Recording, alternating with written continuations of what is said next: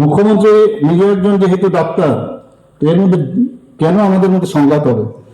সংঘাত হওয়ার কোনো চান্সই নেই, আর হবেও না আগামী দিনে। প্রাইভেট প্র্যাকটিস নিয়ে অনেক হইচই চলছে, ওই যেটা বললাম খুঁজ করছিল কোথায়, এখানে সাংবাদিক বন্ধুরা খালি এর জন্য বসে আছে যে কবে আমি এই বিষয়ে কিছু বলবো। দেখুন, আমি কালকে একটা নোট আমি দেখছিলাম, সেই নোটের মধ্যে আমার তো মনে হয় না যে আমাদের সরকার এইভাবে, আমরা ডাক্তারদের বললাম যে ভগবানের পরে ডাক্তার, আর এখানে আমি যে নোটটা আমি পড়ছি 1979 নোটটা কি লিখেছেন, মিটিং কল, আপনাদের আজকে এখানে পেয়েছি যেহেতু আপনাদের জানা হচ্ছে দেখুন কি লিখেছে note number 23, a meeting called by the chief minister, the then chief minister, regarding the GB hospital affairs.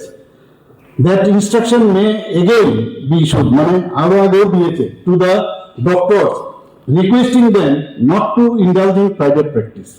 এটা নতুন কিছু না, তৎকালীন সময়েও কিন্তু ওরা করেছে, কিন্তু ভাষাটা দেখুন কি লিখেছে। I feel, মানে secretary to the government of Tripura, health secretary, I feel that the routine repetition of these instructions may not be of much use unless it is followed up by the initiating disciplinary action against those who are doing so. The question of getting evidence, however, is a tricky one, and I feel the best alternative would be to request Vigilance Department, Babu, to keep a special lookout and to make intensive investigation on a selected basis. On the assumption that the Vigilance Department would do so, we can then issue a circular warning all the doctors that Vigilance Department would follow up and make checks to ensure that the instructions are being observed. Though it appears ought to suggest, I think a bogus patient concept on the lines of bogus customer concept normally used by the police may not be bad idea. ভগবানের পরে আপনাদের বলছে যে আপনারাই ভগবান, আর সেই জায়গায় লেখার স্টাইল দেখুন, এখনই ওই দলেরই লোক বলছে যে প্রাইভেট প্র্যাকটিস বুঝে সুঝে করা এইভাবে না নেওয়াটাই উচিত ছিল। আমি এদের দ্বিচারিতা কোন জায়গায় যায়, আমি একজন এটা বের করেছিলাম, সাংবাদিক বন্ধুরা বলছিলেন, আজকে আপনাদের সামনে বলে দিলাম, আমার মনে হয় আর প্রশ্ন করবেন না। এরপরে কি বলছেন যে once this is done in 2 or 3 cases there will be some effect on the profession in general. এই হচ্ছে আপনার অবস্থা। যদিও আমি জানি, এবং এটা শুধু তখন তো গভর্নমেন্ট মেডিকেল কলেজে ছিল না, ইন জেনারেল আমরা কি করছি, কারণ দেখুন আমরা যখনই আমাদের কাছে মুখ্যমন্ত্রী সমিতির মধ্যে অনেকে আসেন, অনেক সময় খবর নেই, এসে গেলে পাই না, সেই না ইত্যাদি। যারা সুপার স্পেশালিস্ট আছেন এখানে ডাক্তার বড় বলছেন না, ওনারা তো আমাদের কথাই শুনুন না, কোন ডিসিপ্লিনে আসতে চান না, ওনারা না আছে কোনো, মানে কখন আসেন কখন যান। তো সব জায়গার মধ্যে একটা, যদি আমরা ডিসিপ্লিন না আসি, ফিনান্সিয়াল ডিসিপ্লিনের জন্য প্রয়োজন, কাজের বেলায় একটা ডিসিপ্লিনের প্রয়োজন। এবং সেই জায়গায় দাঁড়িয়ে আমরা যখন এই ডিসিশনটা নিলাম, আর শুধু আমাদের এমন না যে এটা শুধু ত্রিপুরাতে আমরা করেছি, private practice by government doctors is completely banned in the states of Bihar, Himachal Pradesh, Haryana, Maharashtra, Punjab এবং দিল্লি। আর আপনারা সবাই জানেন যে এইমস এর সাথে আমরা মুভ করেছি, এইমস এর ইনস্ট্রাকশন আমরা বললাম আমাদের এখানে সবকিছু আছে। এখানে একজন সাংবাদিক মহোদয় আমি দেখেছিলাম সেদিন, দেখাচ্ছে খুব ভিড় হয়েছে, সমস্ত দেখাচ্ছিলেন। আমি এইমসে তখন সেই সময় আমি গেছি, তা আমি একবার বললাম ফটোটা তুলে ওনাকে আমি পাঠাবো, আমি ওনাকে বলেছি আপনাকে নিয়ে যাবো, এবার এইমসের ভিড়টা একবার দেখে আসুন। কিন্তু সেখানে তো কোনো সমস্যা নেই, তো ভালো। অর্থাৎ প্রাইভেটে পয়সা দিয়ে মানুষ কেন যাবে, হসপিটালে যাচ্ছে, ঠিক আছে, হসপিটালে আমরা অ্যাকোমোডেট কিভাবে করা যায়, টাইমলি যদি ডাক্তারবাবু থাকে তো ভালো। আমরা তো শুধু একমাত্র মেডিকেল কলেজে করছি, সেন্টার অফ এক্সেলেন্স করতে চলছি, এরপরে অন্যান্য ইনস্টিটিউশন গুলো তো আমরা করতে পারি। এর মধ্যে কোনো আমাকে অনেকে জিজ্ঞেস করে এইখানে করলেন ওইখানে কেন করলেন না, আমি শুরু তো করি। এবং 7 পে কমিশন বারবার বলছেন প্রাইভেট এই যে নন প্র্যাকটিসিং অ্যালাউন্স সেটা যদি আপনি দেন তাহলে কোনো সমস্যা নাই, সেইভাবেই দিতে বলেছে 20%।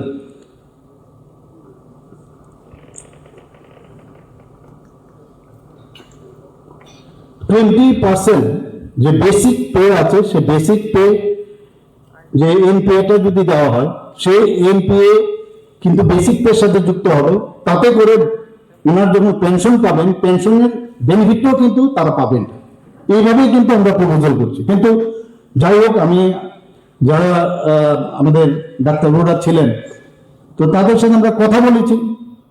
আমরা সবাই জানি যে যারা মেডিকেল কলেজের টিচাররা ছিলেন ওনাদের সংগঠনের সাথে আমরা কথা বলেছি, এরকম না আমরা এটিজিদের সাথে ওদের সাথে কথা বলেছি এবং আমরা ওনাদেরকে চিনি এবং এইভাবে কথা হয়েছে যে সাজেশনগুলো ওনারা দিয়েছেন আমরা সেগুলো অবশ্যই আমরা করবো।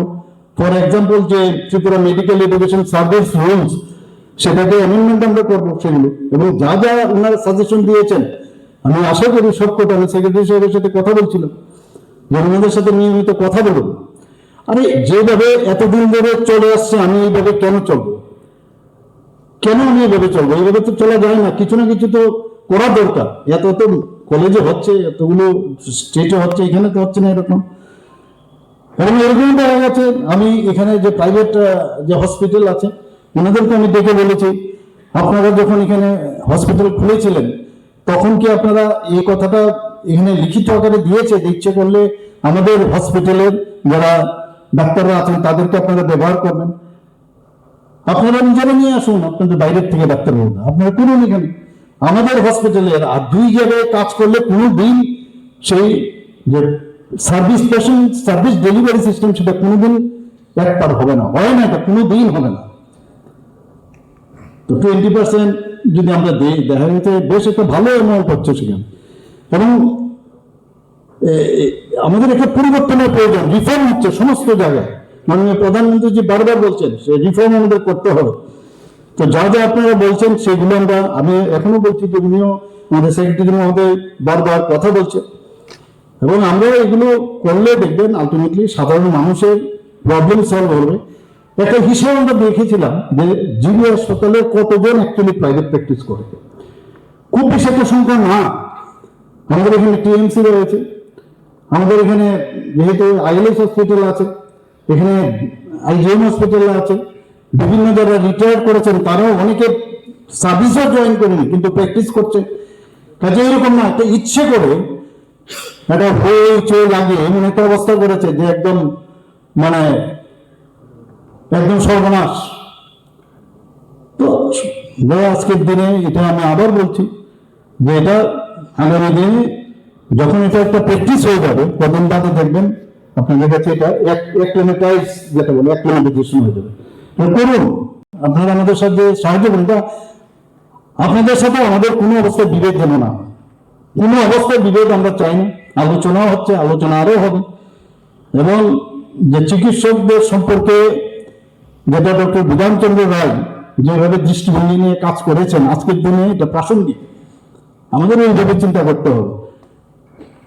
শুধু এখানে না, আমরা যারা, এবং আমার কাছে আরেকটা যে স্লিপ আছে, যখন when AGMC was established in 2005 আমরা সবাই জানি initial proposal was to prohibit private practice since beginning, কিন্তু সেখানেও সেটা সম্ভব হয়নি, করতে পারেনি সেটা।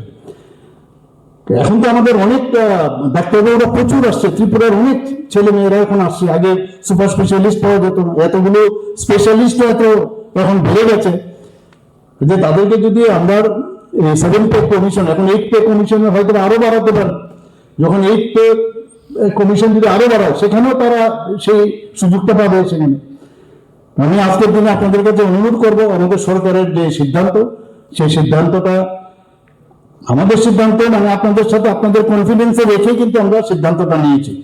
তো আপনারা যেসব বিষয়গুলো বলেছেন যে প্রমোশনের বিষয়, আপনারা জানেন প্রমোশন নিয়ে একটা অলরেডি সুপ্রিম কোর্টে সেটা পড়ে আছে।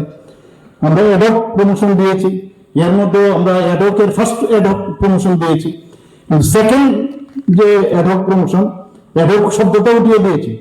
সেকেন্ড অ্যাডহক প্রমোশন কিভাবে দেওয়া যাবে, এর জন্য অলরেডি আমরা একজন রিটায়ার্ড হাইকোর্টের জাজের নেতৃত্বে উনি হয়তো আমার সাথে সোমবারে উনি দেবেন, তার উপর ভিত্তি করে আপনাদের প্রমোশনটা রেগুলার যাতে হয় সেই ব্যবস্থা আমরা করছি। কাউকে মন খারাপ করে কোনো অবস্থায় আমরা কাজ করবো না। আগরতলা গভর্নমেন্ট মেডিকেল কলেজ একটা সেন্টার অফ এক্সেলেন্স হোক এই আশা রাখছি। এবং আসুন, সব চিকিৎসকদের প্রতি আমাদের যে সম্মান যেন দিনের প্রতিদিন উত্তরোত্তর বৃদ্ধি পায়, মানুষের যে আস্থা এবং বিশ্বাস সেটা আরো বেশি হোক।